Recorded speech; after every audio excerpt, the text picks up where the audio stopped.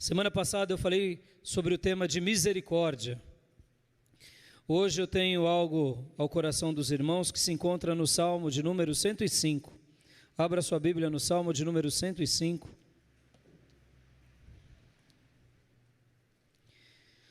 Uma passagem que Deus falou muito ao meu coração durante esses dias. E eu quero compartilhar com os irmãos essa porção. Salmo 105. Quero ler o versículo de número 19. Salmo 105, versículo de número 19. Todos acharam? O tema da minha mensagem é ter provado a palavra do Senhor. Qual é o seu prato predileto? Qual é? Qual é o seu prato predileto? Gostei, irmã. Essa eu nunca tinha ouvido. A irmã disse prato cheio, glória a Deus, né? E fundo, Diego está dizendo, bem fundo. Ai. O Lucas, meu filho, gosta muito de lasanha. Aniversário dele, eu quero lasanha no meu aniversário.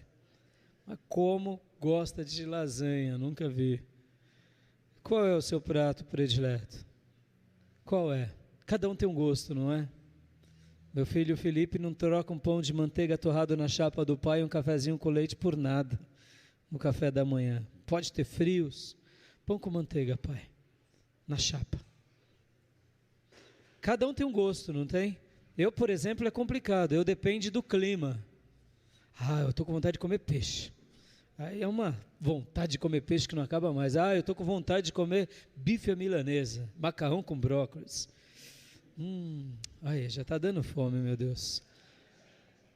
E eu falo com o meu filho Lucas, problema de gordo, viu? Porque eu acabo de jantar, eu começo a assistir um programa de culinária e começo a salivar. Eu falo, meu Deus do céu, estou com a barriga cheia.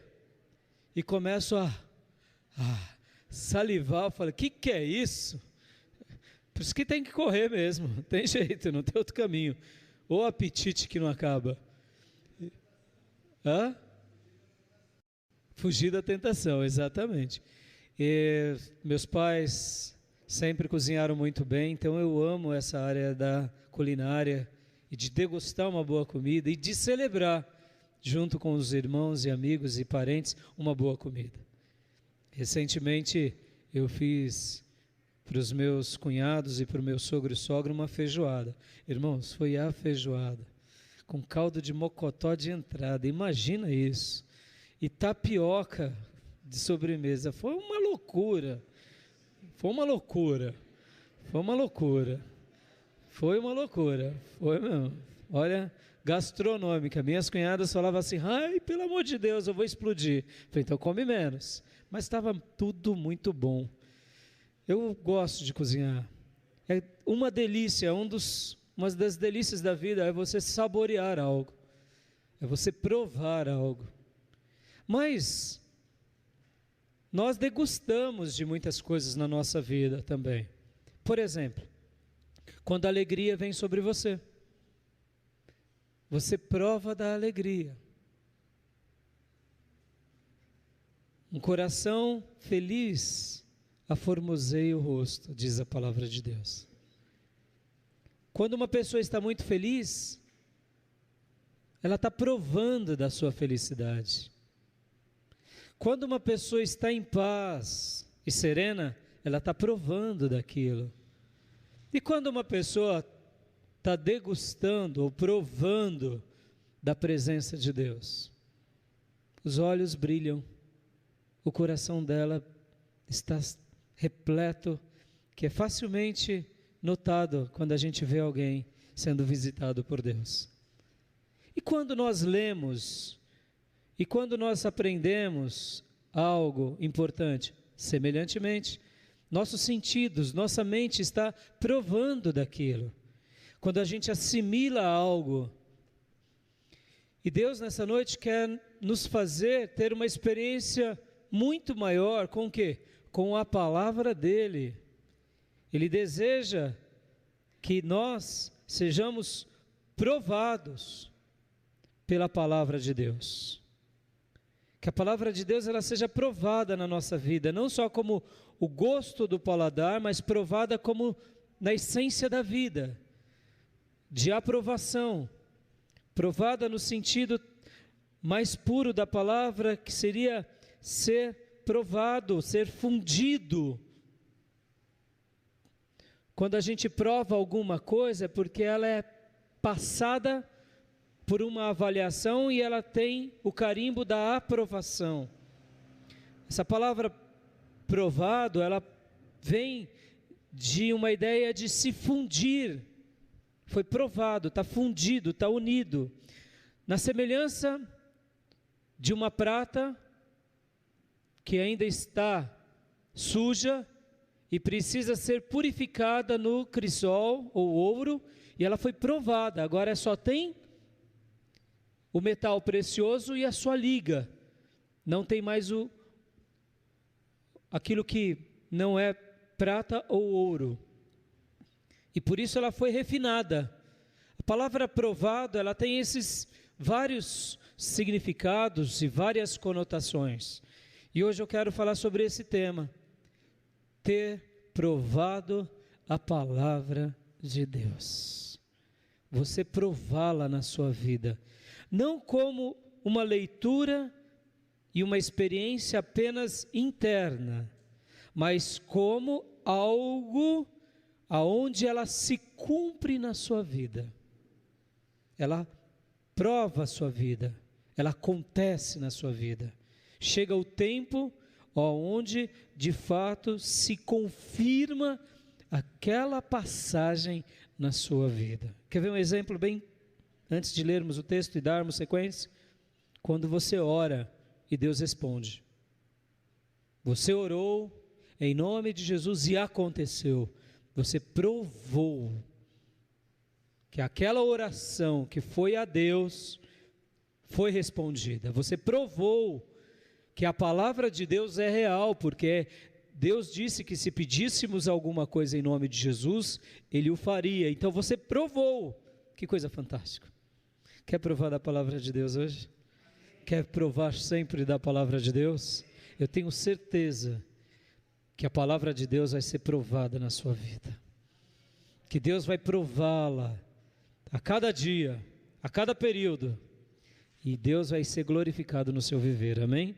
Salmo 115, versículo 19 diz: até cumprir-se a profecia a respeito dele, vírgula, e tê-lo provado a palavra do Senhor.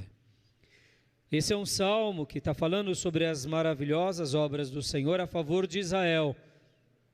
E nesse salmo, nesse exato momento, está sendo referido à pessoa de José do Egito. Até cumprir-se a profecia a respeito dele. Qual era a profecia de José do Egito? Que ele seria um feixe, onde os demais feixes se dobrariam. Que ele seria um luzeiro, onde os demais se curvariam. Ele seria um líder, porque assim Deus o quis, assim Deus o revelou, assim foi a profecia que veio sobre ele e que ele foi mal compreendido. Mas passaram-se gerações, ou melhor, passaram-se anos, e ainda depois de muitos anos se cumpre na vida dele, ou seja, e tê-lo provado a palavra do Senhor. Deus tinha dito e Deus provou. Amém, irmãos?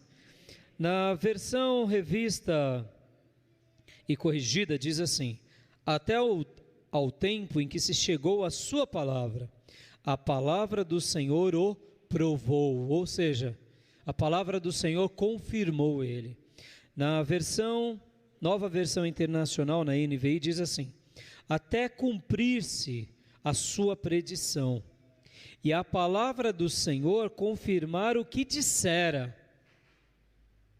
Ou seja, a palavra do Senhor se confirmou na vida dele. A palavra do Senhor vai se confirmar na tua vida. Aleluia. As promessas do Senhor vão se confirmar na tua vida, irmãos. Não há predição de Deus para um filho ou para uma filha que Deus não realize. Aleluia. Na versão linguagem de hoje diz assim, olha só que interessante essa versão. José ficou na prisão até que se cumpriu o que ele tinha dito. A palavra do Senhor Deus provou que José estava certo. Tudo aconteceu como Deus tinha dito, no tempo de Deus, na época de Deus. Uma tradução brasileira diz assim: até que chegasse o tempo para o cumprimento da sua palavra. A promessa de Jeová o provou. Chegou o tempo do cumprimento, e a palavra do Senhor o provou. Aleluia. Diga para o irmão que está ao teu lado: olha, você vai provar a palavra do Senhor, meu irmão. Você vai provar a palavra do Senhor, minha irmã. Glória a Deus. Quer provar a palavra do Senhor? Feche seus olhos e vamos orar.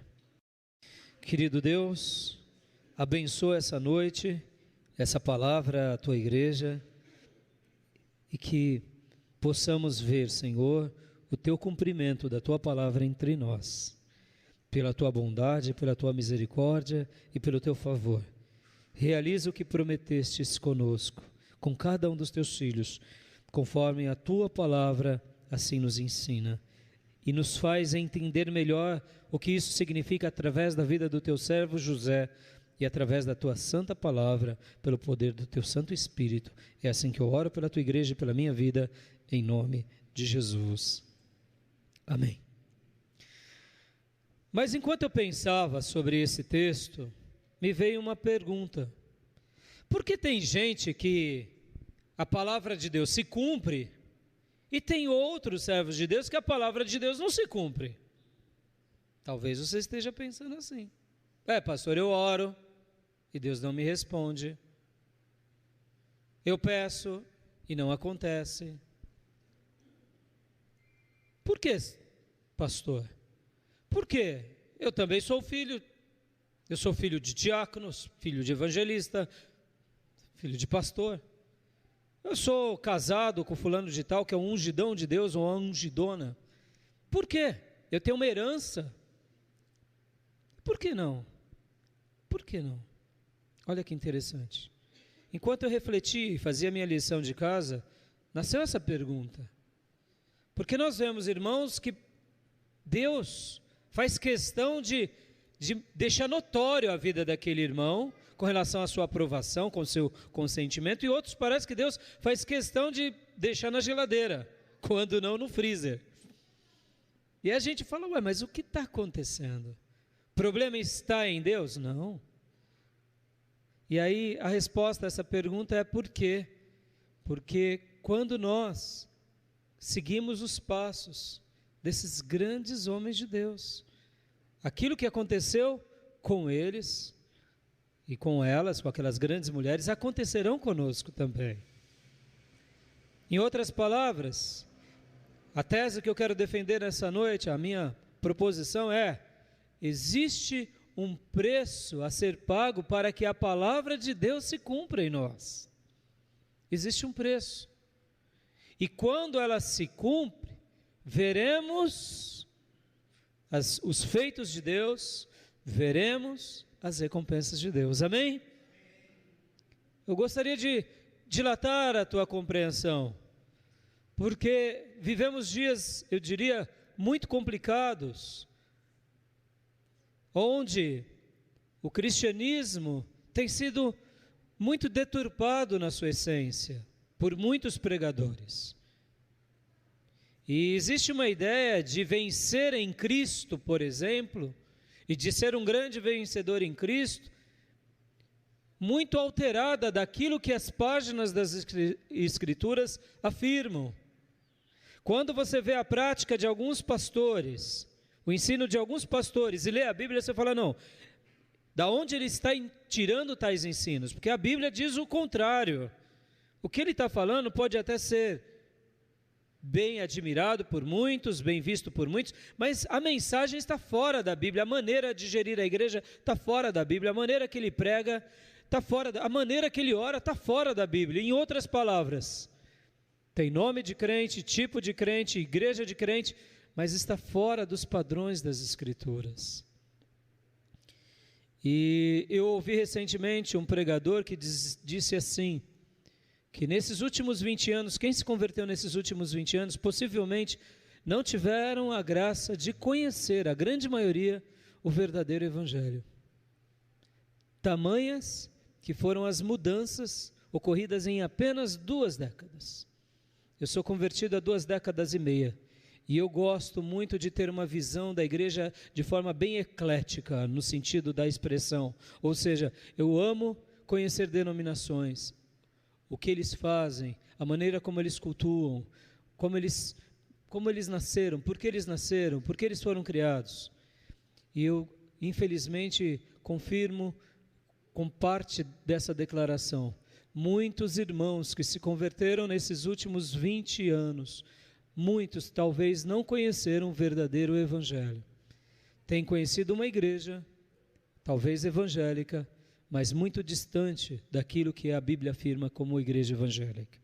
E quais são as características dessas deturpações? Em primeiro lugar, o Jesus dessas igrejas é um Jesus genérico, não é um Jesus ressurreto, não é o Jesus que morreu na cruz e ressuscitou, não é o Jesus da manjedoura, não é o Jesus da simplicidade, é um Jesus aonde as pessoas determinam para Ele e cobram dele, e brigam com Ele, mas não o servem como Senhor e Salvador da forma que deveria.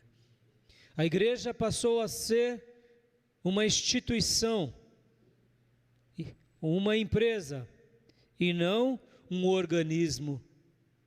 A Bíblia vai nos ensinar, as Escrituras diz que a igreja é o corpo de Jesus na terra.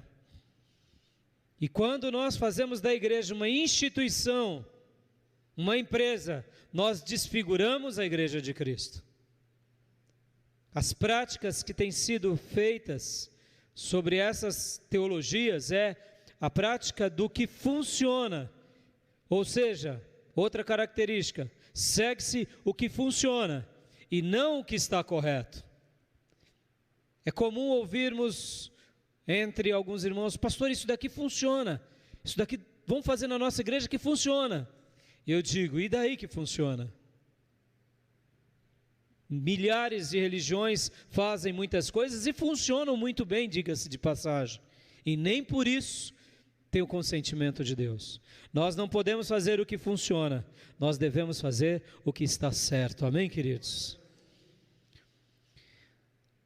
A barganha, uma outra característica, ela é mais valiosa na igreja do que a honra.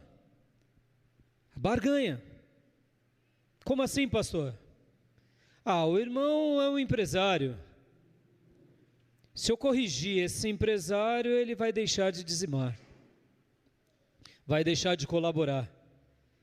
Então eu não posso corrigir ele. Mas o outro que é o operário, eu posso colocá-lo sob júdice e até expor ele um pouco para que os demais temam. Ou seja, está barganhando, fazendo acepções de pessoas. Barganha na maneira que administra a igreja, barganha na maneira que gera a igreja, barganha na maneira que faz da igreja o seu trampolim para o seu sucesso pessoal. Barganhas, barganhas, barganhas. Sem contar alguns princípios mundanos e diabólicos, aonde a bênção, a prosperidade se tornou um ídolo, mais adorado e buscado do que o abençoador.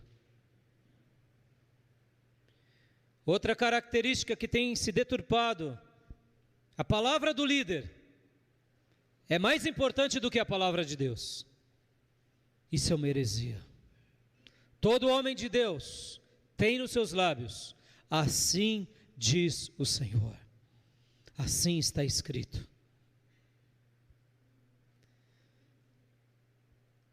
Em função de tudo isso, queridos, como então poderemos provar a palavra do Senhor? A gente pode provar a palavra do Senhor quando a gente realmente entende o preço que o Senhor quer que nós paguemos. E eu quero usar aqui como ilustração viva a vida do próprio José, esse homem de Deus, que teve sobre ele mesmo uma vida maravilhosa. Alguém que nos ensina até hoje. Quem foi José? José foi o filho de Jacó, que foi vendido pelos seus próprios irmãos por pura inveja. Nada mais do que isso. Foi lançado num poço e depois vendido como escravo a uma caravana. Foi parar no Egito e lá foi negociado como um animal, porque era assim que se vendiam os escravos, na semelhança de um objeto. E ele foi comprado por Potifar. Potifar era o comandante da guarda. E lá a Bíblia fala que Deus era com ele. Mas olha que interessante, irmãos. Não é porque Deus era com ele, porque ele era bonitinho, tinha olhos claros, cabelinho liso. Não, não. Deus era com ele porque a Bíblia vai nos ensinar o seguinte: eu amo os que me amam e os que de madrugada me buscam. Aqueles que me buscam encontram, diz o Senhor. A Bíblia vai deixar clara que Deus era com José porque José era com o seu amado. E Deus o exalta na casa de Potifar. E pouco tempo depois ele passa a ser o principal de Potifar, cuidando de toda a administração daquele grande homem das forças bélicas. E um dado dia, a esposa de Potifar quis deitar-se com ele. E ele poderia muito bem ter tomado proveito sobre isso. Até porque José, queridos, pense bem, se coloque no lugar de José. Ele era o querido de Jacó, o filho da mulher amada. E os irmãos tinham inveja dele. E de repente, de queridinho do papai, se torna escravo. José é o grande exemplo de alguém que poderia viver uma vida amargurada.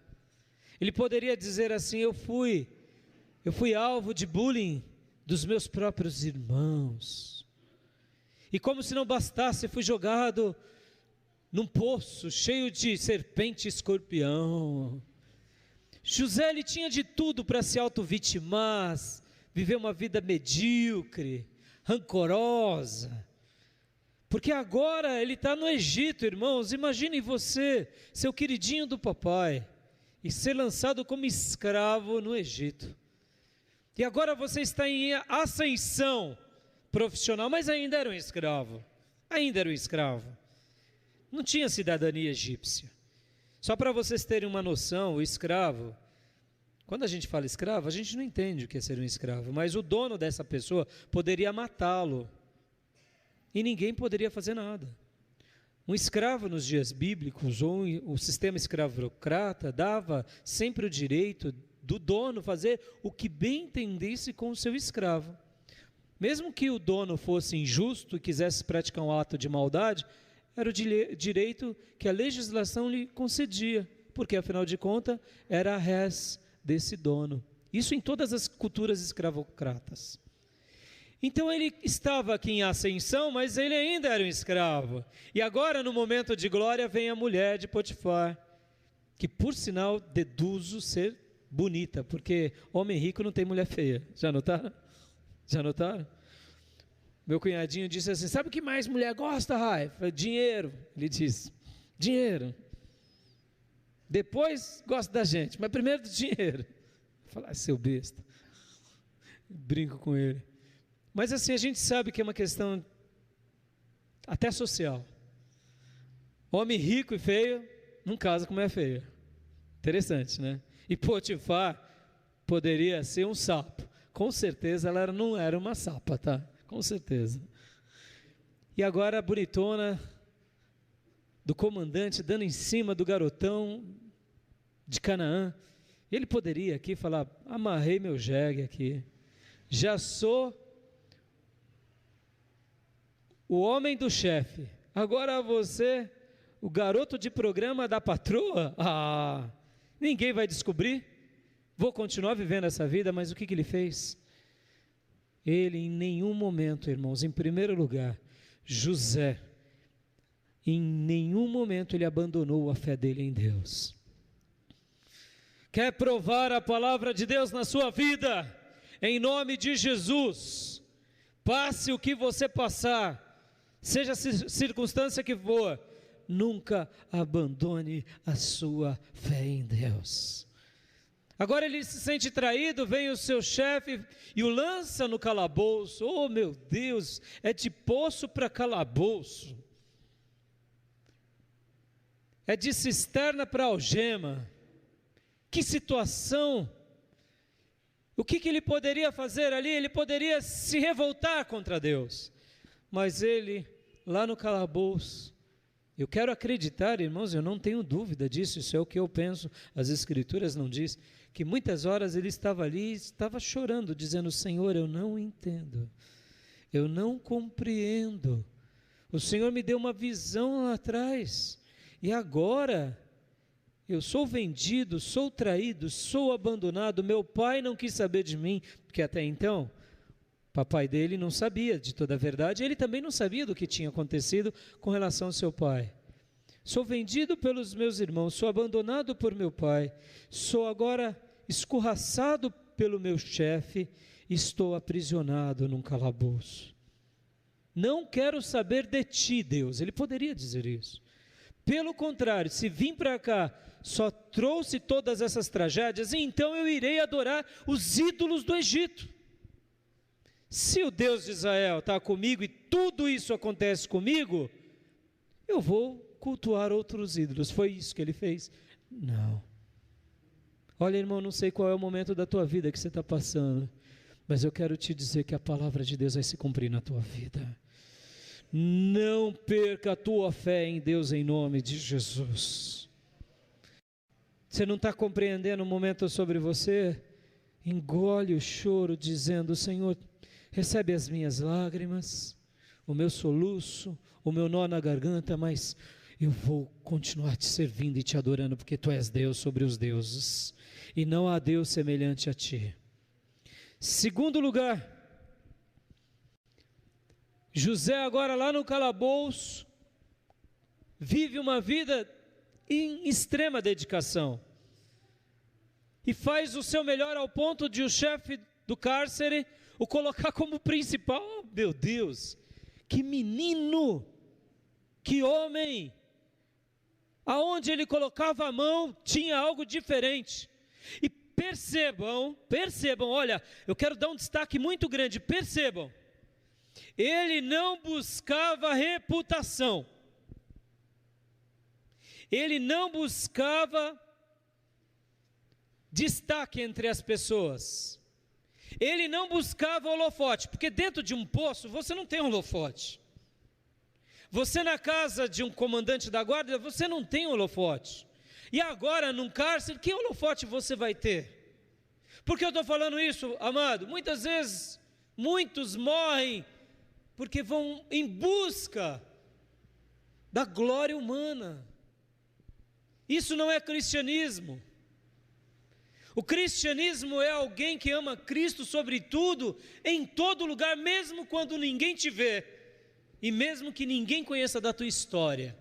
Isso é cristianismo. Isso é vida no altar. José vivia essa vida, porque agora lá no calabouço ele ajuda o carcereiro, e eu acredito que ele teve ideias brilhantes, ele colocou em ordem, porque onde ele ia, ele colocava as coisas em ordem. Na casa do seu pai, ele era mal visto pelos seus irmãos, porque ele era entre aspas, o delator, fecha aspas, dos seus irmãos. Não eram, é que a Bíblia fala que os outros 10 filhos de Jacó eram perversos, eram cruéis, eram mundanos, e ele falava: papai, meus irmãozinhos são mundanos, vai lá pregar para eles, vai lá ensinar eles. E eles tinham inveja dessa postura correta. Ele vai para a casa de Potifar, ele põe ordem à casa de Potifar. Ele vai para o calabouço, ele põe ordem, porque dentro dele tinha um valor. De um valor do quê? De ser alguém proativo. Essa é uma expressão contemporânea em gestão, em negócios. Ser proativo. O que é uma pessoa proativa? É o que minha mãe falava quando eu era criança. Meu filho, tenha boa vontade, tenha força de vontade. O ser proativo, ele não espera as câmeras ou o roteirista dizer luz, câmera, ação. Opa, agora está todo mundo me vendo, deixa eu ter uma performance aqui. Está todo mundo me vendo, eu sou bonitão da igreja, eu preciso cantar bem, eu preciso me apresentar, eu preciso fazer alguma coisa para os outros. Não, ele não estava preocupado com luz, câmera e ação. Ele tinha o seu coração em Deus e isso bastava. Ele tinha sua alma em Deus. Deus está me colocando sobre evidência, luz, câmera e ação. Isso é besteira, porque quem constrói uma vida de poder interior não se corrompe quando Deus o levanta sobre outras coisas. Mas quem busca coisas perecíveis já se pereceu anteriormente no seu coração. Por quê? Porque o nosso coração é enganoso. Há uma frase em administração: quer conhecer alguém? Dê poder a esse alguém.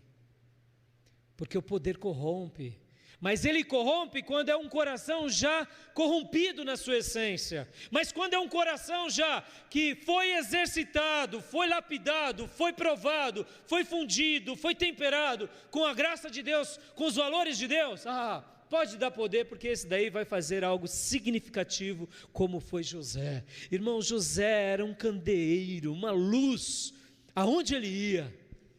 Se era dia ensolarado, ele ainda brilhava entre todos. E se era noite escura, ele era o referencial. No calabouço, uma noite escura, ele foi o referencial. Na casa de Potifar, uma noite escura, ele foi o referencial. Mas essa luz, que é a luz própria dele, não era somente dele, era porque ele dependia do autor e consumador da fé dele. Aleluia! E ele então agora lá no calabouço continua a fazendo pelo qual ele tinha sido separado para fazer. Querido irmão, em segundo lugar, sabe o que José nos ensina? José nos ensina que para que nós provemos a palavra de Deus, para que nós nos fundamos ou nos sejamos fundidos, unidos com a palavra de Deus, nós precisamos administrar os grandes momentos de caos da nossa vida. José é esse que sabia administrar o caos, sabia administrar o prejuízo. Vem cá, já teve dias na sua vida que a conta estava assim, conta sobrando dinheiro. Para onde vamos, amor? Vamos viajar para onde? Nordeste? Fora do país? Para onde a gente vai? Vamos escolher, porque dá para pagar à vista e ainda deixar uma grana legal para gastar lá com as crianças. Você está viajando, o moleque fala: pai, posso? Pode. Pai, posso? Pode. Continha gorda, né? Já teve essa experiência? Se não teve, ore, peça para Deus ter essa experiência. Eu acredito que muitas pessoas vão passar em algum momento da sua vida, algum momento assim, que vai sobrar. O carro está dando problema, troca. Mas bem, você vai perder muito, troca. Não estou dizendo para você fazer isso, estou dizendo que a maioria das pessoas, quando sobra, gente, é assim. E quem já viveu essa experiência sabe disso, que essa é uma hora muito fácil, você administra muito bem, porque está sobrando. Trocar de casa, não sei se eu quero aquela outra, casa de veraneio, não sei. Se eu escolho praia, campo, escolhe os dois, está sobrando. Administrar quando sobra é fácil? Claro que é. Qualquer besta, com todo respeito à expressão, faz. Porque sobra. Qualquer um faz. Não precisa muita conta. É como um filho de rico que recebe uma herança muito grande do pai e que tem uma mesada gorda, não sabe nem para onde gastar. Gasta à toa. Por quê? Porque tem uma mesada gorda do pai. É fácil administrar isso? Claro que é. A pior administração ainda vai dar folga. Não estou dizendo que lá na frente ele não vai colher o que ele está plantando. É outra história. É outra. Agora vem cá. Administrar a conta quando ela está querendo ficar negativa, ou quando todo mês ela fecha negativo, é fácil? Não. Administrar a doença, que te leva para um leito de enfermidade, que te impossibilita de trabalhar, é fácil? Não. Administrar o caos, uma crise conjugal, uma crise com os filhos, quando está tudo virado, como dizem os jovens, no giraia, está tudo bagunçado, é fácil? Não. Por quê? Porque são caos.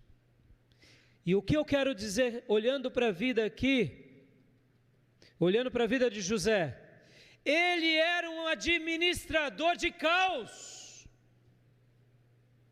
Ele era alguém que, ao ir para o Egito amarrado, ele devia falar para os amalequitas: esse boi aí vai ficar cansado porque ele está com a canga meia de lado. Ele administrava, onde ele via algo errado ele fazia, ele tinha essa gestão, essa liderança que estava nele, e ele não tinha medo. Irmãos, quem passou dificuldade sabe quanto custa um pãozinho. Quem passou dificuldade sabe quanto vale R$10. Quanto que é esbanjar um pouco. Irmãos, um dos princípios de Deus, guarde isso.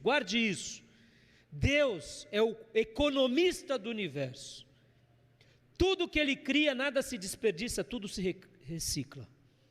Se no projeto de Deus há lixo, é porque o homem, sua criação, pôs a mão e virou lixo em alguma coisa. Mas do universo não existe lixo. Da criação de Deus não existe lixo, porque Ele é o economista sobre excelência. Tudo que faz superabunda. E quando há um aparente desperdício, é um processo de reciclagem para criar algo maior e mais lindo. O único ser que cria lixo é o ser humano, nem os animais, porque eles matam muitas vezes para subsistir. Interessante. E José, irmãos, ele era alguém tão afinado com Deus, que ele era esse gestor maravilhoso. Filho, está passando momentos de caos na tua vida? Deus nessa noite quer te ensinar a ser um administrador de caos, um administrador de problemas, um administrador de contas negativas, um administrador no emprego. Você se posiciona, vem levantes, você tem que escolher entre o péssimo e o menos ruim. Olha, a vida é assim, irmãos. Muitas vezes essa é uma faceta da nossa vida. Você tem que escolher entre o horroroso e o feio. Você fala: eu vou ter que ficar com o feio. Aí vem todo mundo e fala: mas é feio. Fala: olha ali o Shrek que está ali do lado. Deixa eu ficar com o feio. Tá? E o outro: o feio tá bom, hein? Tá bom, a vida é assim. Nós envelheceremos, nós ficaremos doentes, nós teremos problemas. E em tudo isso, o nosso Deus estará do nosso lado. Quer ser fundido à palavra de Deus? Quer ser fundido ao ponto que a palavra de Deus se cumpra em você? Então, em nome de Jesus, aprenda em nome de Jesus a administrar os caos. Em terceiro lugar, porque depois, irmãos, que você se mantém fiel a Deus, mesmo não compreendendo os desígnios de Deus, porque eu não acredito que José foi levado para o Egito assim: que alegria, Deus, eu estou sendo levado escravo e vou chegar lá no Egito, vai descer uma unção e eu vou dominar. Eu não acredito, porque ele não conseguiu nem, vai dominar, eu vi a Ian lá no fundo. Eu não acredito, porque ele não conseguiu vencer dos seus 10 irmãos, só 10, não conseguiu. Imagine de um povo egípcio que era a maior potência dos dias em que ele foi vendido. Eu acredito que dentro dele ele não está compreendendo nada. Deus, o que está acontecendo comigo, Deus? Eu sou fiel, eu estou orando, meus irmãos tudo desviado, eu estou seguindo os mandamentos do meu pai, eu estou fazendo tudo o que meu pai quer. Deus, por que Deus? Por que Deus? Por que Deus? Por que Deus? Por que Deus? E vai para a casa de Potifar e de repente a gatona dá em cima e ele foge por fidelidade e amor a Deus. E por que Deus? Agora no calabouço, por que Deus? Não é assim na nossa vida, amados? Não é assim? Quantos porquês não respondidos? Quantos porquês não compreendidos? Quantas lágrimas de angústia, nessa noite eu quero te dizer, é Deus te ensinando a administrar o caos da tua existência, porque Ele vai te dar grandes recompensas em nome de Jesus. Ele vai te dar grandes recompensas. Terceiro lugar, as recompensas de Deus vêm no tempo de Deus. E agora ele é colocado em notoriedade diante de todos. E aí eu digo, será que ele mudou? Ele inflou como um pavão? Não, ele era o mesmo. Quem sabe o que é, não tem medo de ser feliz em qualquer lugar. Quem sabe o que é, entra e sai com cabeça erguida, porque é o que é, aonde está, seja numa favela ou no Palácio do Planalto, seja entre os pobres, seja no hospital, ou seja entre os empresários, porque ele sabe o que é. Claro que ele ficou feliz, mas ele não se inflou, porque a vida dele demonstra isso, e que ele foi colocado agora, depois que Faraó teve um sonho, como o governador do Egito, somente abaixo de Faraó. E agora então ele começa a cuidar do Egito e administrar como ele sempre o fazia. Irmãos, quer prosperar na sua vida? Lembre-se disso, administre o caos, seja valente no caos, porque somente será um grande administrador de bênçãos quem tirou nota 10 nos caos. Pastor, mas dá para tirar? Dá. Olha José. José agora não apenas salva o Egito, mas salva todas as nações, inclusive o seu próprio povo. Quando eu lembro de José, irmãos, eu gosto de citar que ele é o quarto patriarca, ou o patriarca entre os gentios, ou o patriarca do Egito, que salva não só Egito, mas Canaã. E agora, como se não bastasse, depois de tudo feito, ele recebe a sua família, ele tem filhos. Em outras palavras, José teve todas as suas recompensas, porque Deus é fiel em cumprir a sua palavra. Deus vai cumprir a palavra dele na sua vida. Você que tem se mantido fiel ao Senhor, tem se mantido fiel a Deus, tem feito o melhor de você para Deus, para a obra de Deus, a palavra de Deus vai se cumprir na sua vida. Você vai provar a palavra de Deus no seu viver, no tempo de Deus, da forma de Deus. Vem então José casas, e ali veio o primeiro filho, Manassés, Gênesis 41, 51. E o texto diz: Deus me fez esquecer a casa dos meus pais, todo o sofrimento, tudo. Por quê? Porque agora era um momento de glória, de esplendor e de alegria. E ele quis dar o nome do filho de Manassés, lembrando, novos tempos, novos momentos. E depois vem Efraim, que significa, me fez prosperar sobre a minha aflição. Olha que recompensa. Depois vem seu pai Jacó, vem seus irmãos, e agora na terra de Gosém se torna uma nova Canaã, onde ele foi instrumento de Deus para ver tudo isso se cumprir. Eu quero te convidar agora a você ir na sua Bíblia em 1 Coríntios capítulo de número 15. Eu quero ler um texto aqui e parafrasear sobre tudo o que dissemos sobre José. 1 Coríntios 15, versículo de número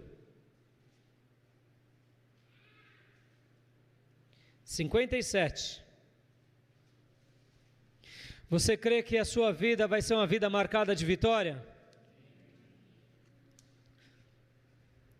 Eu creio também. Versículo 57 de 1 Coríntios 15. Mas graças a Deus que nos dá vitória por intermédio do nosso Senhor Jesus Cristo. Você é vitorioso em Cristo? Seu irmão é vitorioso em Cristo? Então diga para ele, você é vitorioso em Cristo, meu irmão.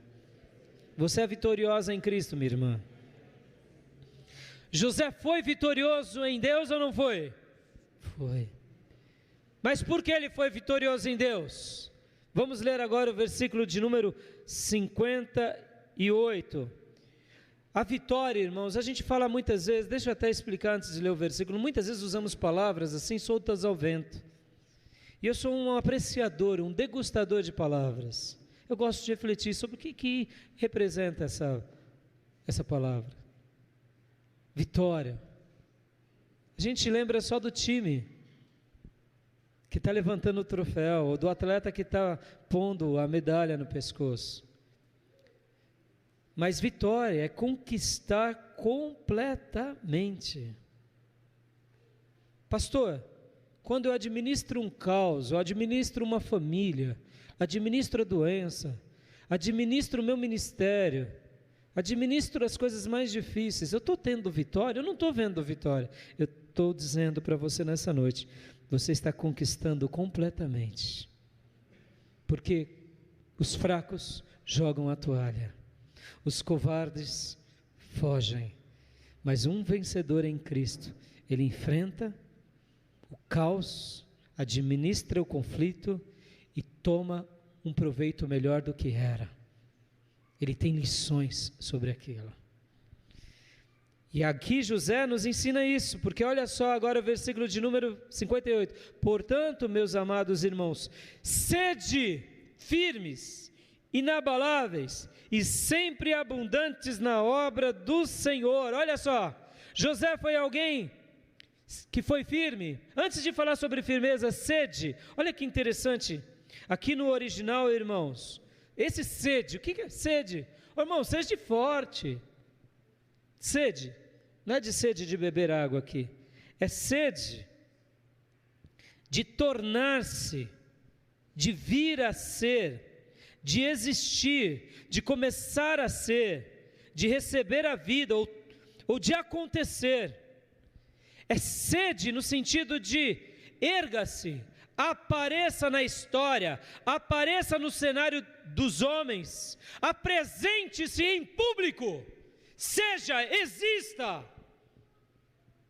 Eu me lembro quando a Camila e o Júnior foram para o Rio de Janeiro nesse ano, eles falaram assim, pastor, a gente foi lá para o Rio nas férias, não sei o quê, fomos numa praia em Barra da Tijuca. Eu falei, Barra da Tijuca, Rio de Janeiro, irmãos, ó, vai no Rio de Janeiro, ô cidade maravilhosa, ô lugar lindo, é lindo demais.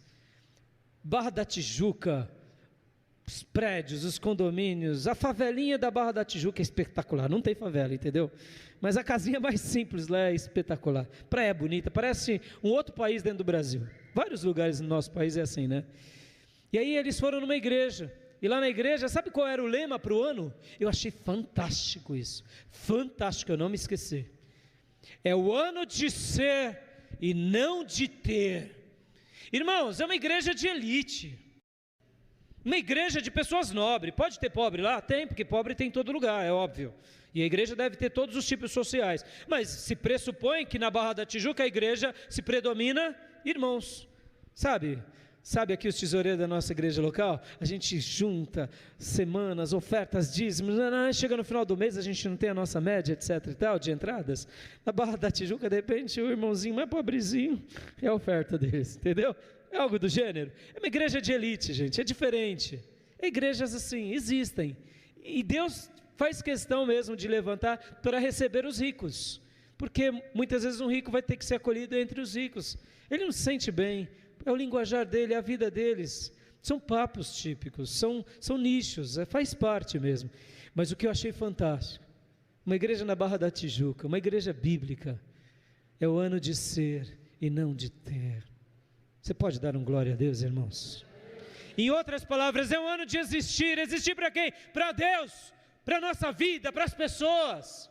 Aqui o texto está dizendo, ó, sede, exista, apareça no palco da vida, se levante, erga-se, apareça na história, no cenário entre os homens, em público, apareça para acontecer alguma coisa, para você fazer alguma coisa. José foi esse dito cujo que era alguém dentro do poço, era alguém na casa de Potifar, era alguém no cárcere, ele era alguém, sabia o que ele era. Você é alguém especial para Deus, você é um ser especial para Deus, pense nisso,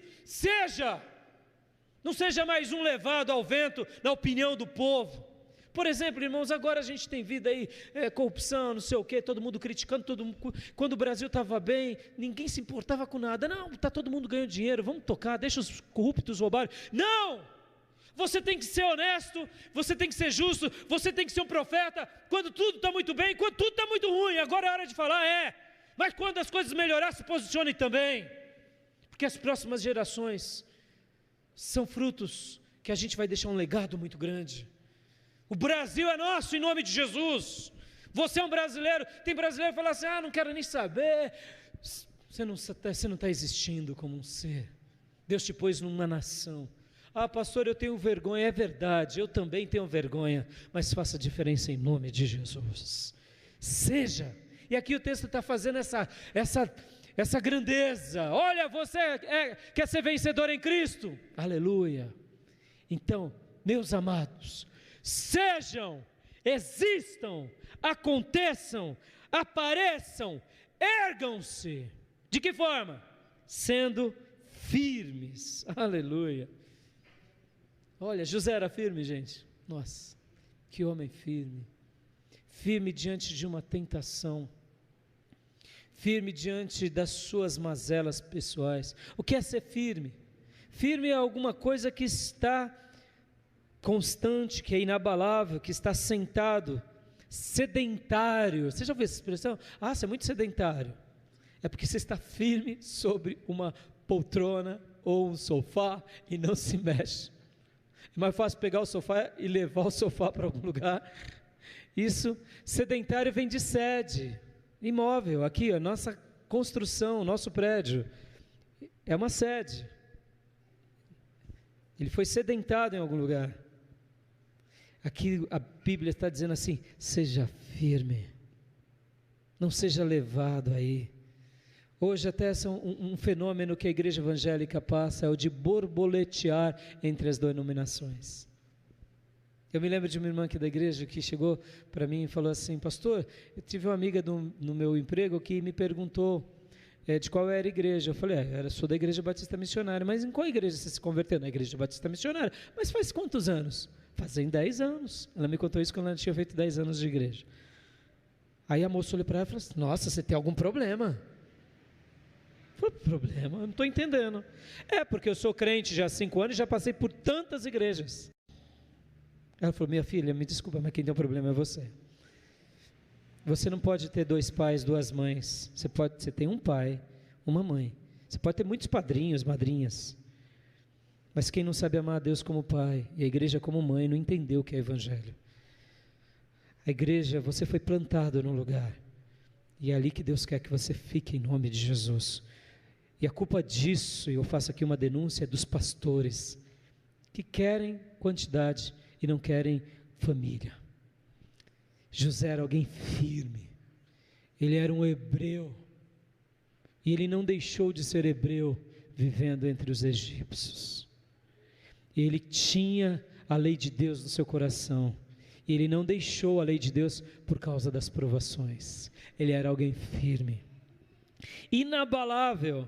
Olha que interessante, isso daqui vai ficar para o nosso vocabulário, Ed. Inabalável é inamovível. Olha que legal, inamovível, estável.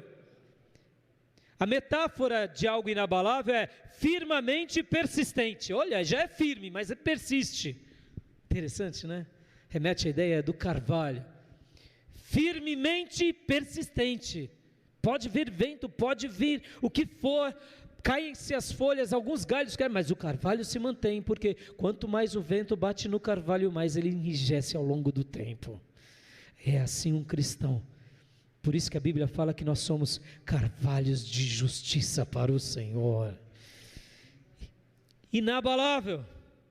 Que mais? Abundante. Essa expressão é magnífica. Abundante é exceder o número fixo previsto. Vem cá. José era firme? Sim ou não? Ele era inabalável? Sim. Um carvalho? Sim. E ele era abundante? Sim. Ele fazia só o que se pedia? Não. Ele fazia muito mais. Ele fazia muito mais. Ele era alguém que fazia Por que ele fazia? Porque ele queria construir um mundo melhor. Ele dava do que lhe sobrava. Ele era alguém abundante. Irmão, quem é abundante não consegue controlar sua bondade apenas dentro de si. Vai fazer bondade mesmo para o seu inimigo, porque não cabe dentro da gente tanta coisa assim. Abundante é exceder em número fixo previsto. Tem irmãos que é previsível. Eu costumo dizer isso muito para minha esposa. Fulano de tal vai dar o piti. É previsível, porque não é abundante. Puxei a orelha. É previsível que vai faltar o culto. Porque pastor não pode puxar a orelha, porque hoje em dia não é politicamente correta, viu? Sabia disso? Muitos pastores aí não chamam a atenção das suas ovelhas, porque senão eles vão embora da igreja. Olha, sabia disso? Porque não pode, é politicamente errado, é barganha. Chega para o irmão que está em pecado e fala: irmão, você está com um probleminha, né? Probleminha. Irmão, abundante é isso, é alguém que não tem um número fixo previsto, tem um número que excede quantidades e medidas. Alguém abundante, está tudo errado, vou continuar fazendo a obra de Deus, está tudo errado, não importa, a obra de Deus, ela merece o melhor, Deus merece o melhor, minha família merece o melhor, eu não vou me rebaixar, porque dentro de mim tem um valor abundante, o Espírito Santo mora em mim, ele não tem como se rebaixar. Ser abundante é ter em excesso, é sobrar. Ter abundante é alguém numa grande medida, que contribui, que partilha. E uma metáfora muito linda da abundância é o que acontece com a flor, quando ela floresce num botão até abrir completamente. Você vê uma flor desabrochando, você fala: não, ela não vai mais. E ela vai, não vai mais, ela vai e aí ela fica no seu esplendor. Isso é ser abundante. Nessa noite Deus quer que você seja firme, inabalável e abundante. Vem cá, por que eu estou falando tudo isso aqui para a gente concluir? Porque José era assim. José pagou o preço e a palavra do Senhor se cumpriu na vida dele, aleluia. Ele provou a palavra de Deus, ele provou a provisão de Deus, ele provou o milagre de Deus, ele provou a honra de Deus. Por quê? Porque onde nós nos posicionamos da forma que Deus quer, pagando o preço, na medida certa, a recompensa vem de Deus, em nome de Jesus. Sempre vai ser assim, meu irmão. Até na tua velhice, você vai se regalar, se alegrar e jubilar diante do Senhor, gloriando-se no Senhor, porque você vai ver a palavra de Deus se cumprir na sua vida. A palavra de Deus vai ser provada na sua vida, você vai ver ela se provando na sua vida, porque você se fundiu a ela a você, e os milagres vão acontecer. E o texto diz: firmes, inabaláveis e sempre abundantes, aonde? Na obra do... Irmão, vocês não trabalham para o pastor Rai, vocês não trabalham para a Igreja Batista Missionária, vocês trabalham para o Senhor por excelência. Eu trabalho para Jesus por excelência, e depois para vocês. Alguém abundante não dá piti. Deu piti. Alguém abundante faz mais coisas. Está tudo errado, vou continuar fazendo, porque eu faço para o meu Jesus, que me salvou, que me remiu. E a recompensa do Senhor, sabendo que no Senhor, não é no homem, não é na reputação, não é no luz, câmera, ação, estão vendo eu aqui na frente? Não, é no Senhor. O vosso trabalho não será em vão. O que é vão? O que é vão? Vão é vazio, vão é destituído de verdade, vão é algo que remete à ideia de mãos vazias, sem nenhum dom, nenhum carisma. Vão é uma vida sem propósito. Deus está dizendo que você não vai viver uma vida sem propósito, que não vai viver uma vida de mãos vazias, você não vai viver uma vida simplesmente destituído de verdade. Por quê? No Senhor, o seu trabalho vai ter recompensas. E eu gostaria agora de orar para que essa palavra fosse gravada no nosso coração. Porque José foi para o Egito, teve as suas vitórias, mas mesmo no Egito, ele diz: irmãos, meus descendentes, quando voltarmos para Canaã, levem os meus ossos. Irmãos, José foi o governador do Egito, a pessoa mais ilustre daquelas gerações, um grande ícone. Ele poderia dizer assim: irmãos, peguem os meus ossos e deixem os egípcios fazer de mim estátuas para ser adorado pelas próximas gerações. Não, ele disse: irmãos, eu cumpri a minha missão. Minha missão era aqui no Egito, cuidando de vocês e de todos os outros povos. Mas irmãos, o meu lugar não é o Egito. Pegue o meu osso e me enterre em Canaã, porque lá é o lugar da minha aliança. Está vivendo nesse Egito aqui, irmão? Esse Egito aqui não é a sua morada é a nova Canaã.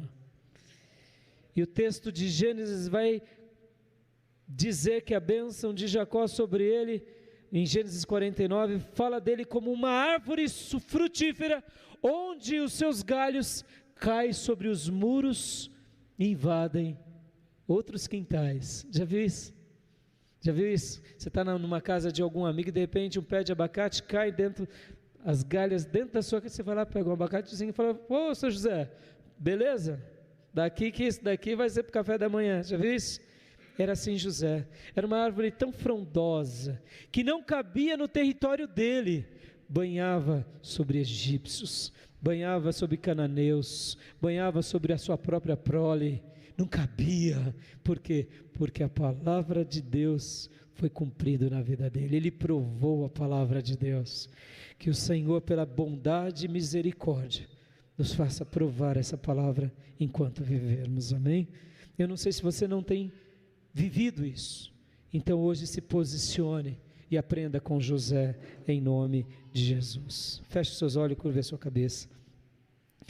Querido Deus e Pai, eu entrego a Tua palavra à Tua igreja e Te agradeço, Pai, por esse maná dos céus, e nos ajude a sermos pessoas como José, que vivam uma vida em vitória em Cristo, que sejamos alguém, que existamos como alguém, sendo firmes, sendo inabaláveis e sempre abundantes na obra do Senhor, e que o Senhor possa provar em nós a Tua palavra, como Tu fizestes no Teu filho José, como diz o Salmo, e tê-lo provado a palavra do Senhor. Que a palavra do Senhor possa ser provada por todos nós e por essa igreja, em nome de Jesus. Amém.